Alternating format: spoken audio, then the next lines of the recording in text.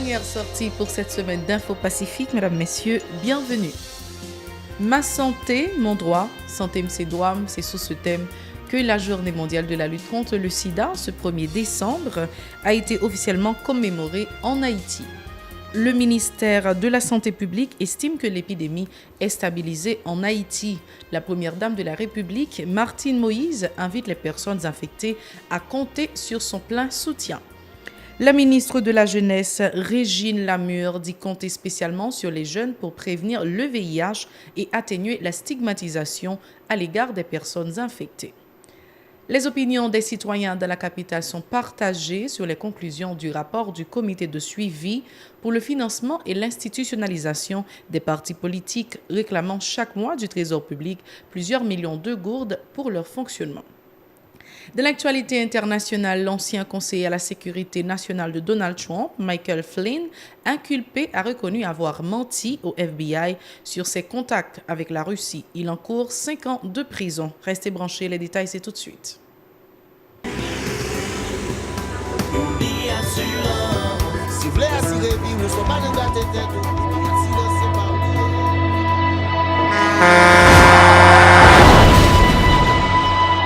En général, moun pa reme pran assurance. Yo considéré que son l'argent rejeté. Et pourtant, l'argent assurance te doué dans budget ou à côté l'argent kayak l'argent manger. Li là pour les deux ou traverser un mauvais pas. Gardez tout à côté ou ouais comme un gros problème qu'on entre sur monde sans attendre. Mandez Dieu pardon, ça qu'arrive au tout. Une assurance dit ou précaution pas capon. Les mal arrivés, les faux amis flair saison a fait comme si on pas de jambe connaît. Une assurance a pris ta faire pour le jour, continuer vivre la vie ou quitter ce course là nan men nous. Uni Assurance. Vivez en toute assurance. Merci de faire de la Télé Pacifique votre référence en matière d'information. Voici le développement de ce journal. Le ministère de la Santé publique, en partenariat avec le Programme national de lutte contre les IST, VIH-Sida, a officiellement commémoré vendredi à Pétionville la Journée mondiale de la lutte contre le sida, ce 1er décembre. La première dame de la République, Martine Moïse, des parlementaires, des représentants d'organismes internationaux et des personnes infectées ont pris part à cette cérémonie. Compte rendu Nancy Constant et David Mercieuse.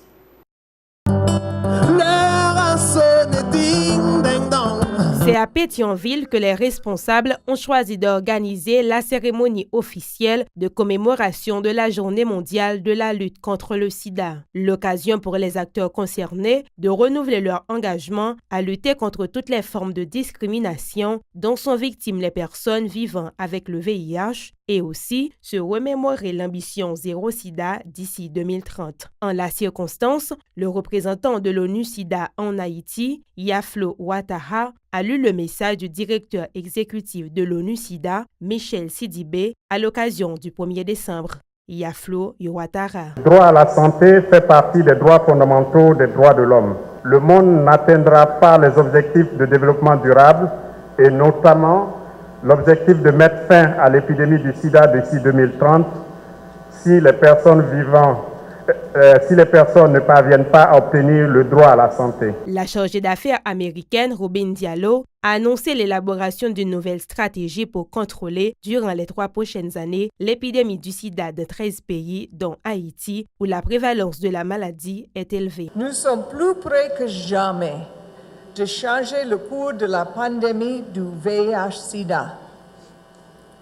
Pour aider à atteindre cet objectif, le secrétaire d'État des États-Unis a lancé une nouvelle stratégie afin d'orienter les programmes de VIH-Sida financés par le PEPFAR pour les 3 prochaines années. Dans le cadre de cette nouvelle stratégie, le PEPFAR accélérera l'implémentation du programme dans un groupe de 13 pays à prévalence élevée et dans lesquels se présentent de meilleurs potentiels pouvant permettre de contrôler l'épidémie d'ici 2020. De son côté, la ministre de la Santé publique, Marie-Greta Roy-Clément, appelle à la collaboration de tous les secteurs pour, entre autres, améliorer l'accès aux soins de santé pour les PVVIH. En ce premier quart du 21e siècle, où la science est en train de bouger dans toutes les directions pour permettre à l'humanité de se doter des moyens technologiques adéquats dans la lutte contre les grands phénomènes morbides qui nous affectent, nous devons réaffirmer notre volonté ferme et résolue pour combattre le VIH, voire l'éradiquer de la surface du globe, comme l'indique ce slogan. Mettre fin au sida en 2030, c'est la vision du monde pour le futur. Présente à la cérémonie, la première dame de la République, Martine Moïse, s'est engagée à se mettre à l'écoute des personnes infectées et à leur offrir tout son support. En cette journée mondiale de lutte contre le sida, je me fais la porte-parole de ces milliers de personnes testées positives au VIH qui vivent dans la peur de ne pas pouvoir accéder aux soins que requiert leur statut sérologique.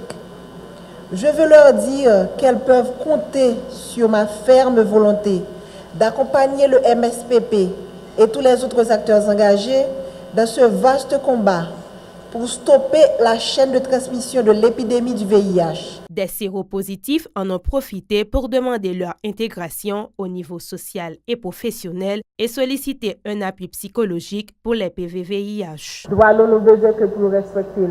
Faut que doit nous capable de respecter pour pas de monde qui mourir avec stigmatisation et discrimination. S'il vous plaît, by PVVIH une chance pour être capable de vivre. Médicaments, oui. Mais aspect psychologique, là, faut que nous pas négliger. Des plaques d'honneur ont été décernées à 2 institutions, les centres G-Skill et l'hôpital La Providence des Gonaïves, ainsi qu'à une cadre en suivi et évaluation, Gina La Pomarelle, pour saluer leur dévouement dans la lutte contre le sida en Haïti. Dans son dernier rapport pour l'année 2017, le ministre de la Santé publique estime que l'épidémie du sida est stabilisée en Haïti avec un taux de prévalence de 2,2%.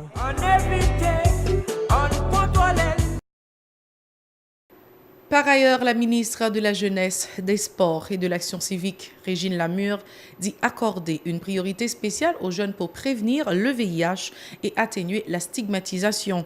Elle dit aussi espérer un changement de comportement qui, selon elle, permettra à la population infectée de vivre normalement. Cette déclaration. Chaque jour, près de 6 000 jeunes de 15 à 24 ans contractent le VIH. Mais seulement un petit nombre d'entre eux savent qu'ils sont infectés. C'est pourquoi, au niveau du ministère à la Jeunesse, des Sports et Action civique, nous sommes convaincus que c'est en accordant une priorité spéciale aux jeunes que l'on parviendra à influer sur le cours de l'épidémie. Le changement des comportements et des attentes à un jeune âge permettra d'obtenir des avantages pendant toute une vie, à la fois pour prévenir le VIH et atténuer la stigmatisation qui lui est associée. Le défi consiste à promouvoir, en collaboration avec, bien entendu, le ministère à la Santé publique et toute autre institution travaillant en la matière, des programmes efficaces qui encouragent les jeunes à faire face au VIH-Sida de toutes les manières possibles. Nous entendons, à notre manière, apporter une réponse proportionnelle à la pandémie en conjuguant sensibilisation, formation, prévention, lutte contre les violences et les discriminations chez les jeunes qui constituent la frange majoritaire de la population haïtienne. Je m'engage à ce que les divers programmes et ou projets développés dans le cadre de la mise en œuvre de la feuille de route gouvernementale s'accordent avec le plan national de lutte contre le sida. Toujours dans ce même dossier, des jeunes résidents dans la capitale haïtienne ont applaudi la mobilisation constatée dans le cadre de la lutte contre le sida en vue de parvenir à son éradication d'ici 2030. Ils se sont notamment de la commémoration de la journée du 1er décembre autour du thème « Ma santé, mon droit », indiquant que les 15 à 24 ans sont majoritairement victimes de la pandémie du sida dans le pays. Reportage Jean-Marc Sondors et Eric Garnoël. Ils sont plusieurs dizaines de jeunes des deux sexes à s'imprégner de la lutte contre le VIH et SIDA, indiquant que la sensibilité est l'arme idéale pour inciter la population à se protéger de la pandémie. Dans le cadre des activités du 1er décembre, ces jeunes invitent leurs congénères à avoir des comportements sexuels responsables. Ils exhortent les acteurs à faciliter le dépistage du VIH ainsi que l'accès aux moyens de protection. Toujours devoir faire sexe, il faut toujours protéger des tout. Tout autant qu'on va protéger, ça peut toujours envahir. Mais tout autant que gain plus d'informations, ça va. Il y a des jeunes qui étaient juste là, ils prennent plaisir sexe, mais on ne connaît pas qui gens pour protéger. Et des fois, ça conduit des problèmes, tout le monde, un peu de jeunes attrapés avec maladie ça. Nous infectés plus dans le moment ça, manquer communication entre jeunes avec les gens qui là pour personnel santé. Et l'État pas tellement sa importance. Pour ces jeunes, la lutte contre le VIH et SIDA est l'affaire de toutes les catégories sociales. Ils déplorent le fait que les 15 à 24 ans soient les plus infectés et les plus affectés par ce fléau. Normalement, il est important que chaque monde qui gagne un partenaire pour protéger les, non seulement contre la maladie SIDA, ou doit toujours utiliser préservatif, mais l'essentiel pour stopper sur question de relations sexuelles si vous pas paré. C'est juste mettre capote chaque fois la fait sexe et puis moi qui bon toujours c'est faire abstinence. Ça veut dire c'est pour me protéger cette encore c'est juste à faire un test pour le statut avant tout. Par ailleurs, les membres de cette catégorie sociale plaident en faveur de la mise en place d'une meilleure politique de santé publique en vue de permettre aux plus démunis de se faire soigner convenablement. L'État va faire travail pour qui ça? Si l'État a fait travail, il y a plus jeunes qui peuvent gagner. Ou il y a plus de chaînes de télévision où il passe musique qui pas même bon pour la société et ou pas attendre des émissions qui dit comme ça mais comment pour jeunes fonctionner, mais qui ça pour jeunes faire, mais comment pour jeunes habiller, mais comment pour sortir, mais comment pas une émission qui fait tout ça. Seulement une chaîne télévision radio qui a roulé bagaille rabodaille. Comment vous voulez pour jeunes ça bon? Parce que il y a des communes dans le pays qui pas même consacrer les faire prévention. On cas une chose pareille. Mais il manque d'intérêt sur jeunes parce que il y a de faire des séminaires, des choses pour attirer. Selon des chiffres fournis par ONU-SIDA, environ 1 million de personnes à travers le monde sont mortes de maladies liées au sida en 2016, qui a également infecté 36,7 millions de personnes à travers le monde. Autre point dans cette page d'actualité, les opinions des citoyens dans la capitale sont partagées sur les conclusions du rapport du comité de suivi pour le financement et l'institutionnalisation des partis politiques, réclamant chaque mois plusieurs millions de gourdes pour leur fonctionnement. Plusieurs résidents de Port-au-Prince estiment que ces financements ne serviront à rien, tandis que d'autres soulignent que cette décision s'inscrit dans le cadre des prescrits de la Constitution. Reportage Mario Sylvain et Francineus. Une première catégorie de citoyens estime que cette initiative favorisera la multiplication des structures politiques en Haïti. Les dirigeants politiques sollicitent de l'exécutif jusqu'à 6 millions de gourdes mensuellement pour 58 partis et regroupements de partis et jusqu'à 200 000 gourdes pour une vingtaine d'autres. Ces résidents de Port-au-Prince préconisent l'utilisation de ces fonds à d'autres fins comme la réalisation de projets de développement dans le pays. Il y a près de 7 à 8 facultés qui ferment. Dans le pays, pas de l'école, pas de l'hôpital. On peut comprendre si l'État a fait un bagage essayé, qu'il peut que les Jovenel Moïse a fait un bagage essayé. C'est parti politique qui a financé. Il doit faire ça de façon à ce que pour casser la mobilisation qui est dans la rue. Mais comme vous pensez l'État a besoin pour financer les partis politiques, il y a pile d'autres bagages qu'il a fait pour casser les pauvres. Parce que on a clair, on a regardé dans masse là. Pour un deuxième groupe, cette démarche pourra réellement contribuer au renforcement des partis politiques puisque, selon eux, leur financement s'inscrit dans le cadre des prescrits constitutionnels. La décision qu'ils prennent pour financer les partis politiques, quelque part, c'est une bonne décision, dans la mesure où nous avons gagné vraiment des partis politiques. Les démarches pour financer, l'État doit renforcer vraiment. Financer, nous faisons financer parti politique, ça veut dire politique là lui-même qui s'allie. C'est politique journée aujourd'hui qui fait président Jovenel, rive président côté là. Et c'est président tout peuple haïtien. D'autres citoyens invitent les différents acteurs à œuvrer afin de permettre au pays de prendre la voie du développement en assurant particulièrement une saine gestion des finances publiques.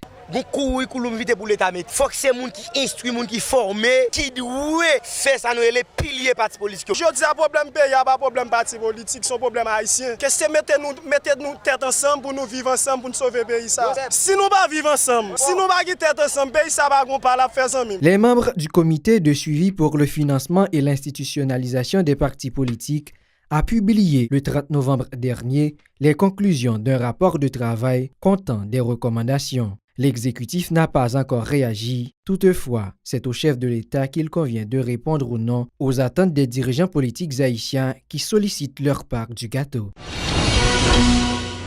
À environ de 4 mois du 29 mars 2018, date retenue par la commission spéciale chargée de l'amendement de la Constitution, son président, le député Jerry Tardieu, s'est félicité des travaux réalisés par les commissaires. Il a donné la garantie que les premières recommandations seront soumises à l'Assemblée des députés à la date annoncée. Jerry Tardieu répondait aux questions de Obenson Joseph à l'émission L'Interview. Effectivement, même si parti politique, secteur privé, secteur paysan, capable du secteur syndical, c'est toute qualité de secteur ça a des intérêts divergents, mais en pile dans le secteur ça a retrouvé son série de bagages que tout d'accord fondement rien si n'a fait un amendement sérieux. On se parler de une décharge, on pas un secteur nous rencontrer qui pas attirer attention sous problème que décharge a faut une solution pour lui. Double nationalité, question pour nous intégrer haïtiens qui vivent dehors pour être capable de voter normalement. Donc deuxième rencontre que nous allons préparer à Miami, nous avons parlé avec un pile leader dans Miami, des fois des leaders de la presse. Nous avons remis à Bahamas, nous avons un problème budget, nous avons arrivé au Chili et nous sommes capables de dire nous sommes arrivé peut-être au Brésil. Cependant, nous-mêmes nous avons ouvert en communication avec les leaders, puisque la communauté nous a commencé à organiser là. Il y a des côtés, même si nous ne sommes pas arrivés, nous avons toujours joué un moyen pour nous recueillir position communauté ça dans la question d'amendement de la Constitution. Donc, nous avons très bien avancé. C'est sur ces points que nous mettons un terme à ce journal. Merci de l'avoir suivi. Restez branchés la télé Pacifique. Au revoir.